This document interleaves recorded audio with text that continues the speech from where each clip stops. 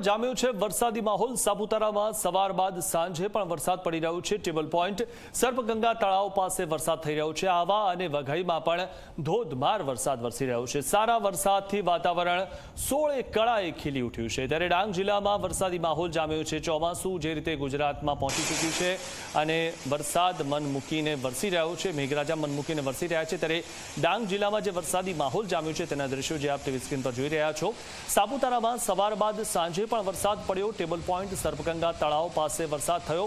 આવા અને વઘઈમાં પણ વરસાદ થયો અને સારા વરસાદથી વાતાવરણ સોળે કળાએ ખીલી ઉઠ્યું હોય તેવા દ્રશ્યો પણ જોવા મળ્યા। જેવી રીતે આપ ટીવી સ્ક્રીન પર જે દ્રશ્યો નિહાળી રહ્યા છો, સાપુતારાના દ્રશ્યો છે અને વરસાદ પડતા જ અહીંયા જે કુદરત છે તે સોળે કળાએ ખીલી ઉઠતી હોય છે।